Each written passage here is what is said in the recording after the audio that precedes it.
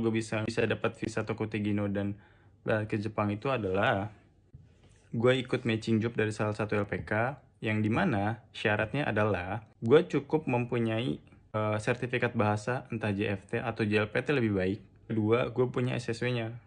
Dikarenakan gue udah pernah punya pengalaman magang sebelumnya, jadi gue pada saat itu punya JLPTN 3 dan gue tinggal ujian SSW aja gitu.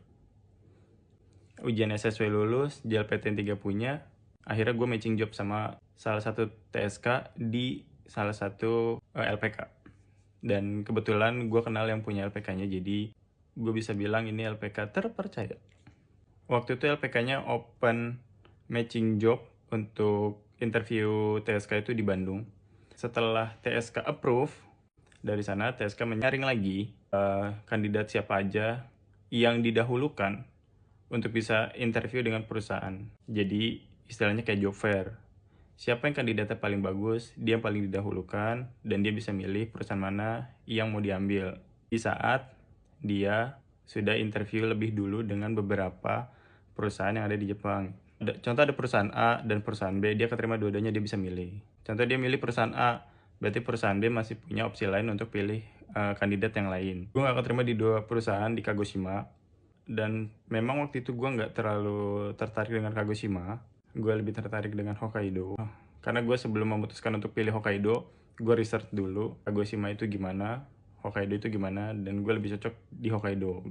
Setelah dinyatakan lulus, gue harus mempersiapkan dokumen yang diperlukan. Dan selama proses dokumen berlangsung, dan perusahaan beberapa kali melakukan Zoom meet. Dan di sana masa-masa orientasi gue, pengenalan terhadap tempat kerja itu seperti apa, karyawannya siapa aja, dan di sana ya banyak sesi tanya jawab, apa yang gue pengen tahu, dan apa aja yang gue butuhkan. Hingga proses dokumen selesai dan visa jadi, ya sudah, semua sudah tercover oleh perusahaan, kecuali biaya medical check up yang harus gue tanggung sendiri. Biaya medical check up kalau gue nggak salah 1,5 juta, dan biaya EKTKLN waktu itu ya, kalau gue nggak salah, berapa gue lupa. Itu semua gue tanggung sendiri. Selebihnya, itu perusahaan yang menanggung. Dan sesampainya di Jepang tuh gue nggak medical check up lagi. Medical check up cukup sekali aja. Dan ya itu aja sih menurut gue. Gue nggak tahu ya gimana case-nya. Kalau misalnya lo pertama kali pengen ke Jepang, otomatis lo harus belajar bahasa Jepang. Mungkin akan keluar uang lebih daripada apa yang gue keluarkan, mungkin iya. Karena pada saat magang dulu di 2016 tuh gue masuk LPK baru kebetulan 20 juta ya. Tapi 20 juta juga menurut gue uang yang besar. Karena gue nggak kerja dan gue dari keluarga